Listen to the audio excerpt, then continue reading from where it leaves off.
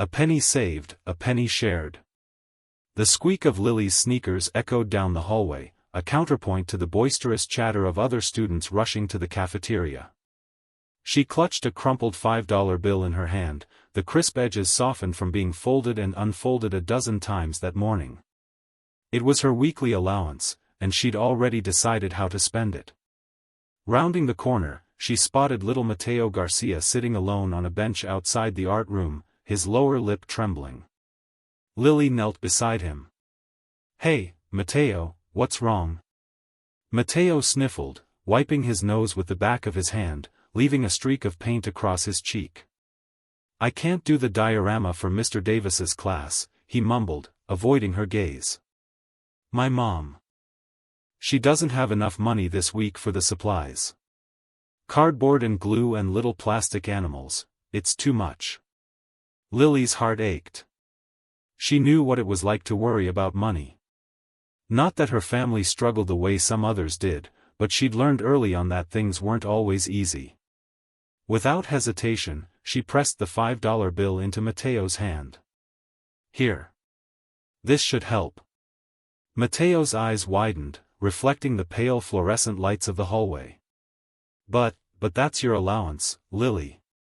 You were saving up for that new comic book, weren't you?" Lily shrugged, a genuine smile spreading across her face. "There will be other comic books. Your project is more important. Mr. Davis said it's worth a lot of points, right?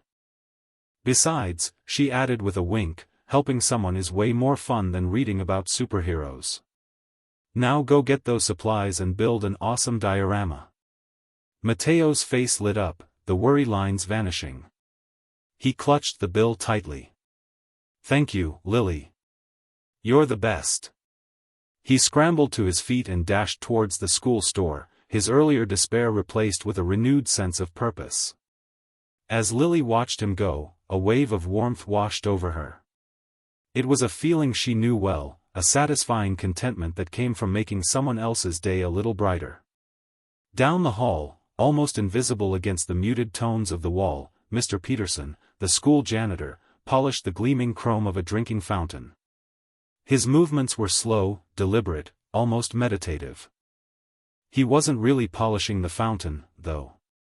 His gaze was fixed on Lily and Mateo. Tucked discreetly behind his cleaning cart, a small, high-definition camera, expertly camouflaged within a stack of cleaning rags, silently recorded the scene.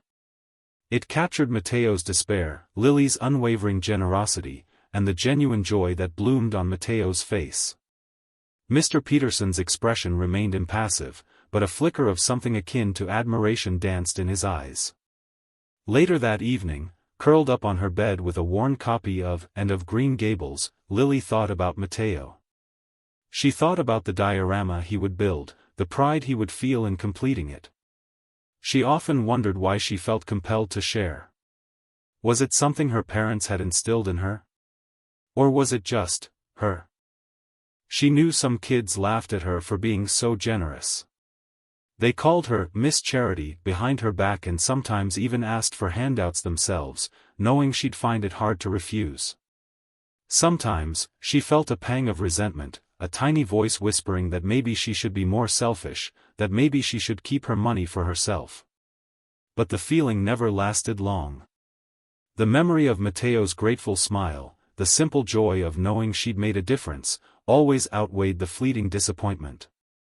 It was like a light switch flipped on inside her, illuminating a path she couldn't help but follow. And as she drifted off to sleep, surrounded by the comforting scent of old paper and ink, she knew that sharing, helping, and giving were simply part of who she was. It was a penny saved, a penny shared, and a whole lot of happiness earned. The Invisible Watcher. The screen cast an eerie, phosphorescent sheen on Mr. Peterson's face. Huddled in the cramped boiler room sanctuary, he scrubbed back through the digital stream. Nearby, Lily's brow knit with benevolent focus as she untangled a math equation for a bewildered freshman. He paused the footage, the boy's subsequent, joyous smile blooming in distorted pixels. These were the moments that sustained him, the subtle glimmers of grace often swallowed by the din of adolescence. His archive contained hours of footage, tiny threads of compassion woven into the tapestry of McKinley High. A carelessly dropped textbook retrieved, a steadying hand for a classmate's stumble, a shared jacket against the autumn chill. Humble gestures, yes, but authentic and vital. He knew firsthand the power of such a slight kindness.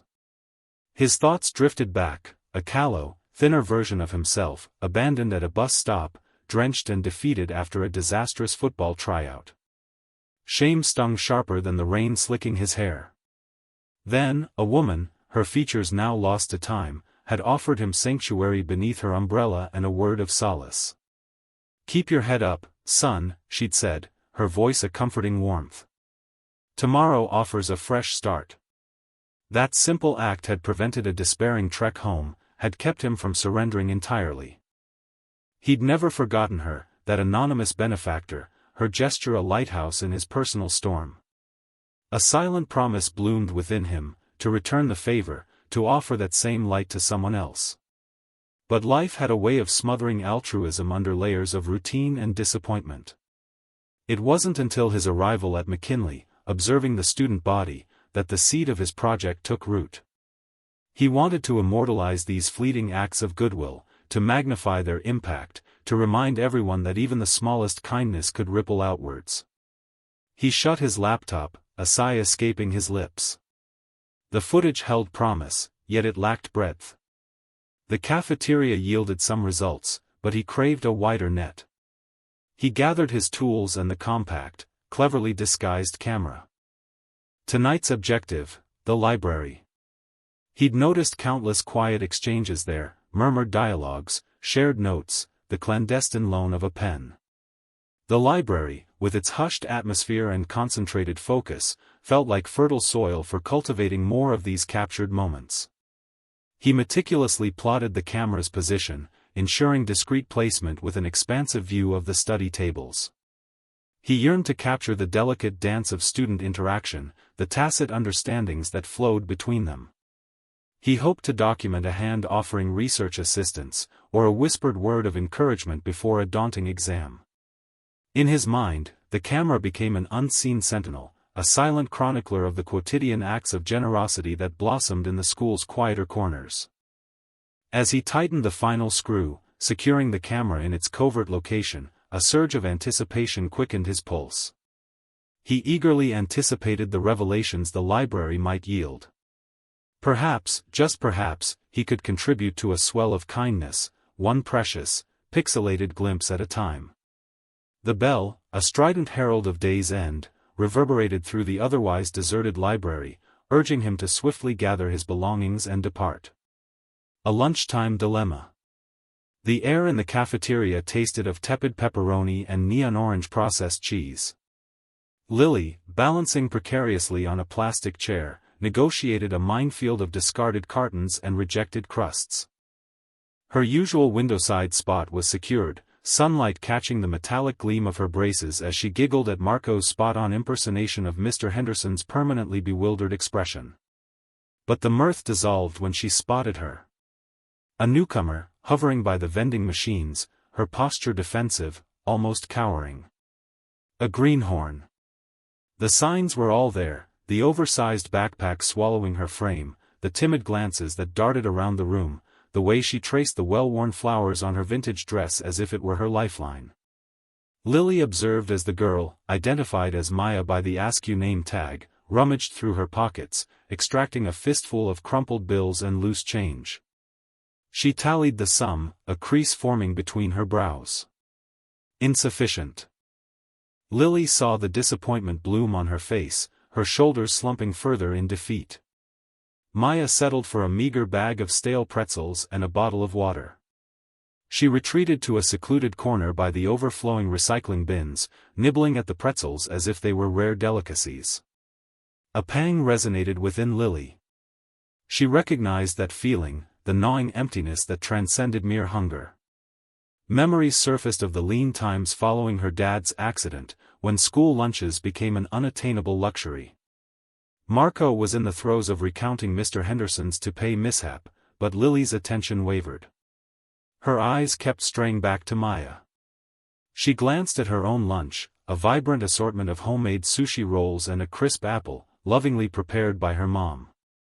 More than enough. A wave of guilt washed over her. "Be right back," she mumbled to her friends, pushing away from the table. Marco halted his story, a half-chewed pizza slice suspended in mid-air. "Everything all right, Lily?" "Fine, just grabbing something from my locker," she fibbed, already moving across the bustling room. She tarried near the water fountain, feigning a refill, her gaze locked on Maya. The solution seemed so straightforward. A simple gesture, offering a sushi roll, perhaps discreetly slipping her a few dollars. A quiet act of kindness. Yet, something restrained her. What if Maya took offense?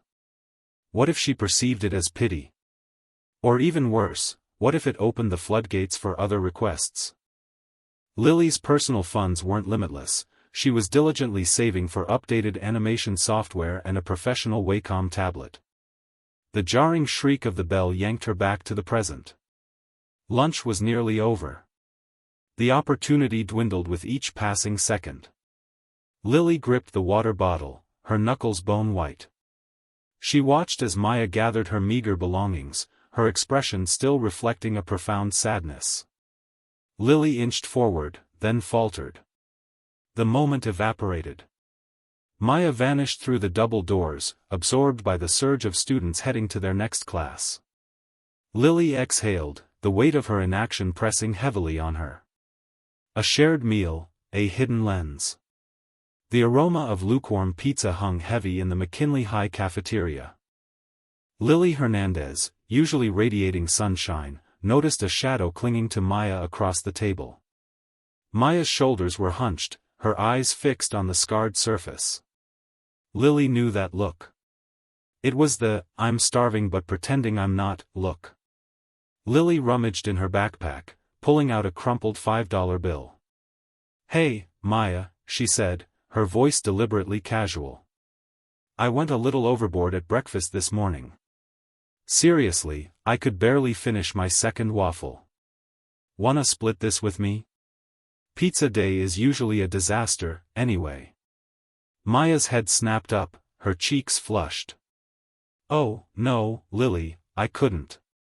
I'm fine." She fiddled with the edge of her empty lunch bag. "Come on," Lily insisted, pushing the bill closer. "Seriously, I'm good. I snuck a granola bar in my pocket too, in case of emergency chocolate cravings. Consider it a preemptive sugar strike." She winked. Maya hesitated, her gaze flicking from the money to Lily's genuine smile. The aroma of the pizza, usually repulsive, was now a siren song. I don't get my allowance until Friday," she confessed, her voice barely a whisper. "Then it's settled," Lily declared, standing up.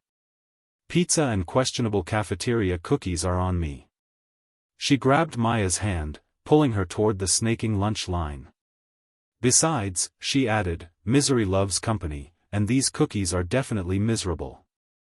Unbeknownst to them, tucked away in a high corner of the cafeteria, behind a strategically placed banner advertising the upcoming school play, Mr. Peterson adjusted the focus on his miniature camera. The lens, disguised as a harmless ventilation grate, captured the entire exchange. He watched Lily's easy generosity, the way she made Maya feel comfortable accepting help. He saw Maya's initial reluctance melt away, replaced by a grateful smile that reached her eyes. The scene was a perfect tableau of unprompted kindness, a balm to his own weary soul. He zoomed in slightly, capturing the sheen of sweat on Lily's brow as she waited in line, the way she laughed at something Maya said, the easy camaraderie between them. He felt a familiar pang in his chest, a reminder of the anonymous act of kindness that had changed his own life so many years ago. Mr. Peterson meticulously logged the date and time of the recording. Lily Hernandez. Another name to add to his growing collection of McKinley's quiet heroes. He hoped, more than anything, that his little project would somehow pay forward the good he was witnessing, that it would spread through the school like a virus, a kindness virus, of course. He adjusted the camera once more, ensuring a clear view of the lunch line.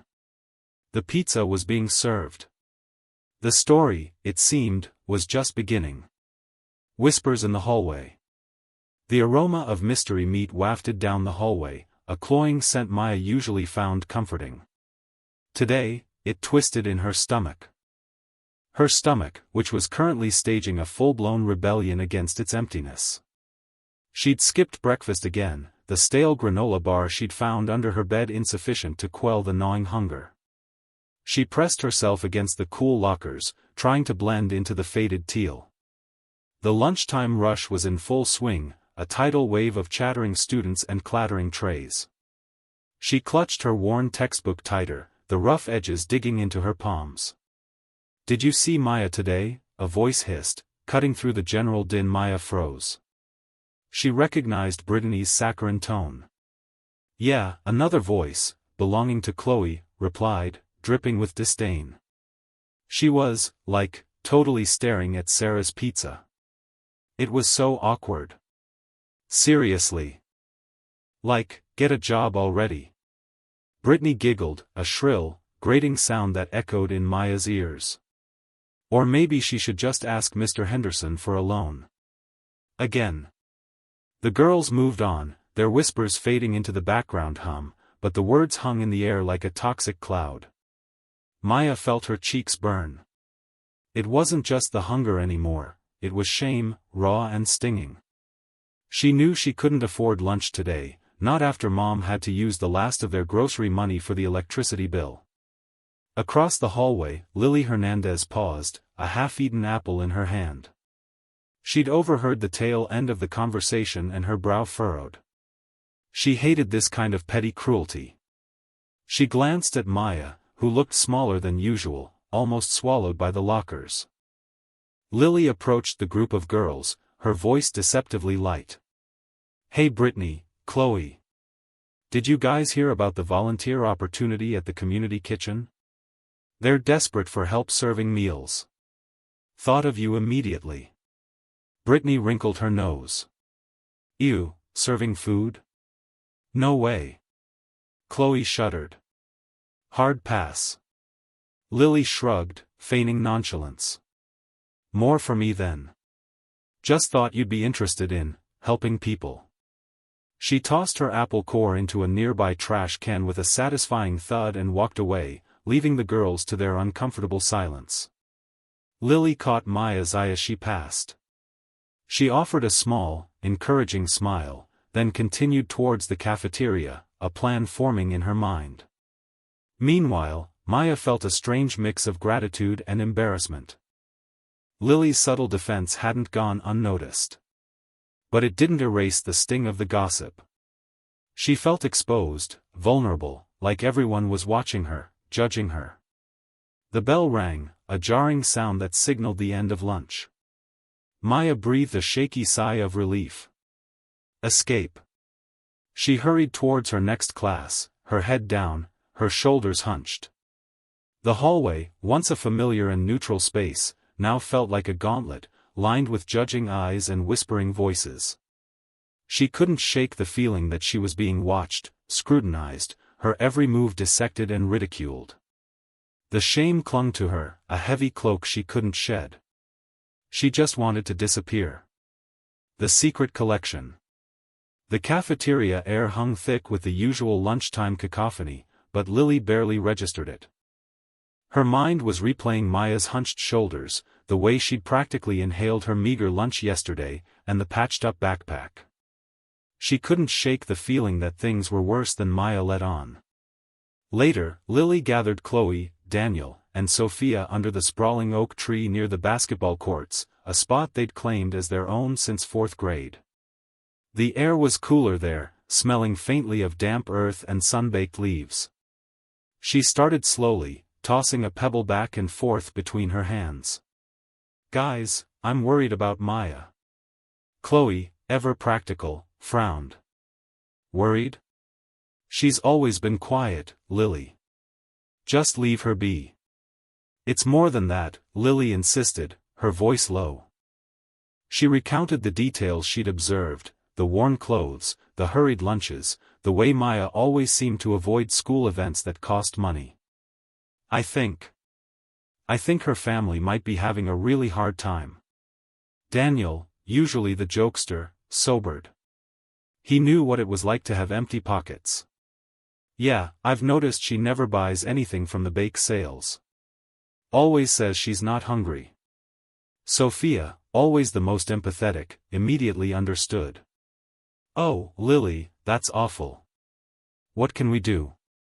Lily had already thought it through. I was thinking.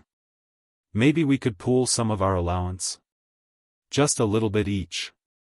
Enough to make a difference without being obvious. A brief silence followed. It wasn't about the money, which was already a tight squeeze for most of them. It was about the risk of awkwardness, of offending Maya, of failing. Chloe was the first to break the silence. Okay, she said, nodding decisively. I'm in. I can skip the new nail polish this week. Daniel grinned, relieved. Me too. I'll lay off the comic books for a bit. Sophia squeezed Lily's arm. Of course, I'll help. We can get her a gift card to the grocery store, so it's not just cash. They agreed to contribute $5 each. Lily volunteered to collect the money and buy the gift card, keeping it all anonymous. The next day, Lily slipped a plain white envelope, containing the gift card and a short, unsigned note that read, "Thinking of you," into Maya's locker during gym class. Her heart hammered against her ribs. Later that afternoon, Lily saw Maya standing by her locker, a small, confused frown creasing her forehead. Maya glanced around, a flicker of something unreadable in her eyes, before tucking the envelope into her backpack. Lily didn't know if Maya suspected anything, but she hoped, more than anything, that it helped. The weight on Lily's chest had eased, replaced with a quiet sense of purpose. The bully's words. The clatter of lockers echoed down the hallway, a metallic percussion to Maya's hesitant footsteps. She clutched a stack of papers to her chest, the edges digging into her skin, a physical manifestation of her anxiety. Mrs. Davison's extra help sessions were making a difference, but the lingering feeling of being behind clung to her like a persistent shadow. Well, a voice drawled, thick with mocking amusement. Jake stood blocking her path, his hulking frame casting a long shadow over Maya. Two of his cronies snickered behind him. Look what we have here. Little Maya, getting special treatment. Can't keep up with the rest of us, huh? Maya flinched, her cheeks burning. She lowered her gaze, trying to disappear into the patterned linoleum of the floor. Just trying to do better, she mumbled, the words barely audible. Jake stepped closer, invading her personal space. The scent of cheap cologne and stale sweat filled her nostrils, making her stomach churn. Better? Or just proving you're not smart enough to handle it on your own? Bet you're sucking up to Davison, hoping for some extra credit. Pathetic. Lily, who had been approaching from the opposite direction, froze. The casual cruelty in Jake's voice, the way he seemed to relish Maya's discomfort, sent a surge of anger through her. She balled her fists, a sudden urge to intervene almost overwhelming. She knew Jake. Everyone knew Jake. He thrived on making others feel small. Leave her alone, Jake, Lily said, her voice surprisingly steady. Jake turned, a predatory grin spreading across his face. Well, look who it is. Saint Lily, come to the rescue. Always playing the hero, aren't you? He took a step toward her, his eyes narrowed. What's it to you, anyway? You got a soft spot for the charity case? Lily refused to back down. She met his gaze head-on, her own flashing with defiance. It's called having a little decency, something you clearly lack. The hallway seemed to hold its breath. Even Jake's cronies shifted uncomfortably. Jake chuckled, a low, menacing sound. Decency? Is that what you call it? Or are you just trying to impress everyone with how virtuous you are? Maybe you just like being around someone who makes you look good by comparison. He paused, his eyes flicking back to Maya, who was now trembling, tears welling in her eyes. Or maybe, he said, lowering his voice to a near whisper, you just feel sorry for her. Is that it, Lily? Pity? The word hung in the air, heavy and sharp. Lily felt a pang of something akin to shame. Was that all it was? Pity? She knew it was more than that. It was empathy, a recognition of shared vulnerability, a deep-seated belief that everyone deserved to be treated with respect. But Jake's words had planted a seed of doubt. He was good at that. Lily took a deep breath, trying to regain her composure. It's none of your business, Jake, she said, her voice regaining its strength. Just leave Maya alone. She stepped forward, placing herself between Jake and Maya. Come on, Maya, she said gently, guiding her around Jake and his silent accomplices. She could feel Jake's eyes burning into her back as they walked away. The weight of his words, the challenge in his gaze, lingered long after they had turned the corner. Standing up. The metallic tang of fear coated Lily's tongue. Jake's laughter echoed off the linoleum floor, bouncing around Maya like a cage. Maya stood hunched, clutching her worn backpack, her face flushed crimson. He'd been mimicking her hesitant speech, exaggerating her stutter, and the small crowd around the lockers seemed to feed on her discomfort. Lily had been watching from across the hall, ostensibly checking her reflection in a dusty trophy case, but her stomach had twisted into knots with each cruel syllable Jake uttered. She couldn't pretend she hadn't seen. Taking a deep breath, Lily pushed herself away from the glass. Her sneakers squeaked softly as she crossed the space, the sound amplified in the sudden hush that fell over the group. She stopped beside Maya, not touching her, but offering a silent presence. Jake, Lily said, her voice surprisingly steady, that's enough. He turned, a sneer plastered on his face. Oh, look who it is, Saint Lily. Here to save the day. Lily ignored the jab. Her gaze remained fixed on him, unwavering. It's not funny, Jake. It's just mean. Everyone deserves kindness, even if they're different from you. The words felt inadequate, clumsy, but they were true. A flicker of something, perhaps surprise, maybe even a sliver of shame, crossed Jake's features. He opened his mouth to retort, but Lily pressed on. We all have our struggles, things we're not proud of. Making fun of someone else's doesn't make you any better. She glanced briefly at Maya, whose eyes were wide and glistening with unshed tears, then back at Jake. It just makes you a bully. The silence stretched, thick and heavy. Then, a voice, small but clear, piped up from the edge of the crowd. It was Sarah, usually quiet and unassuming, who sat behind Lily in history class. Yeah, Jake. Leave her alone. Another voice followed, this one belonging to David, the captain of the debate team. Seriously, dude. What's the point? Like a dam breaking, other murmurs of agreement rippled through the onlookers. It's not cool, Jake. Lay off. She didn't do anything to you. The collective murmur grew louder, bolder, until it became a chorus of disapproval. Jake's face darkened. He looked around at the shifting faces, the hardening eyes, and for the first time, he seemed uncertain. The power dynamic had shifted.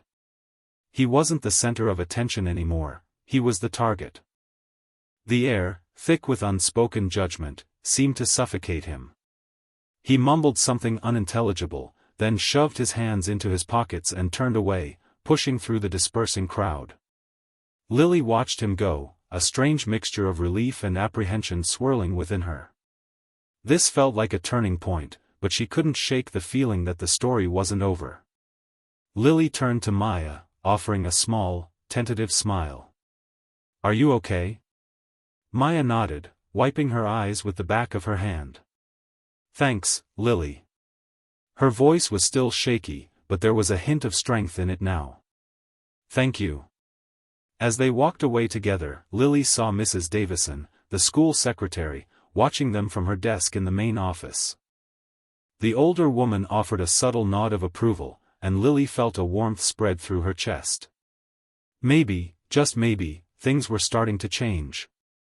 A screen of kindness. The auditorium buzzed.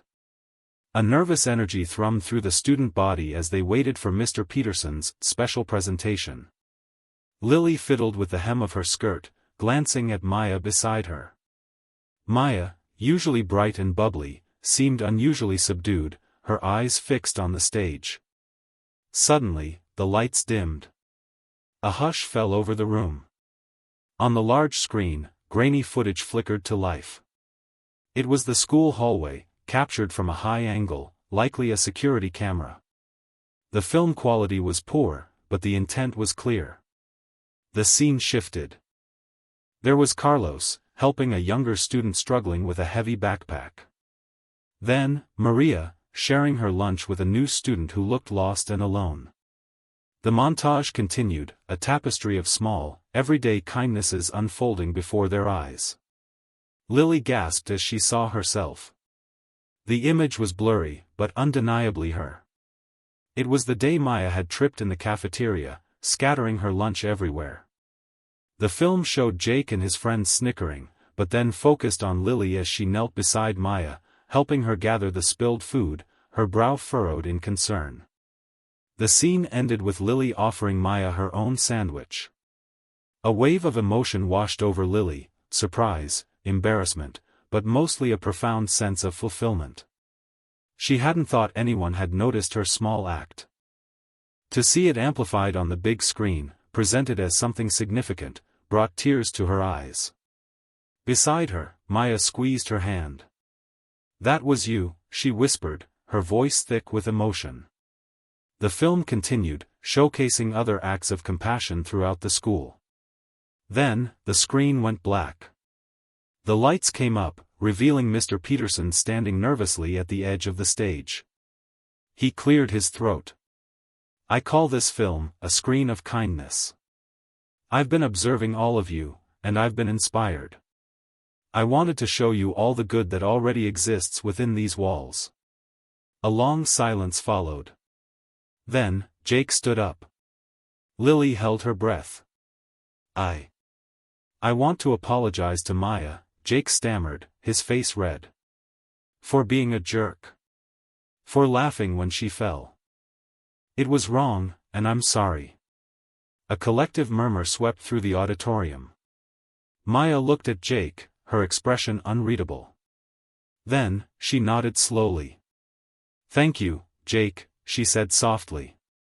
Principal Thompson stepped forward, her face beaming. "This film is a powerful reminder of the importance of kindness and empathy. Inspired by what we've seen today, the school will be starting a new initiative, the Helping Hand Project. We will be creating a fund to support students in need, providing resources for school supplies, meals, and other necessities. We encourage everyone to participate and continue spreading kindness throughout our school." After the assembly, Maya turned to Lily, her eyes shining. "Thank you, Lily," she said, pulling her into a hug. "For everything." Then, she included Sophia and David in the embrace, solidifying their bond. As the crowd dispersed, Mr. Peterson approached Lily. He seemed even more nervous up close. "Lily," he began hesitantly, I made the film. I wanted to show everyone what a difference one person can make. Your actions, your kindness, it inspired me." He wrung his hands. "I hope it inspires others." Lily smiled, a genuine, heartfelt smile that reached her eyes. "It already has, Mr. Peterson. It already has." The initial shame was gone, replaced by a deep sense of purpose. She understood now. It wasn't about the accolades or the recognition. It was about the ripple effect, the way one small act of kindness could spread and transform an entire community.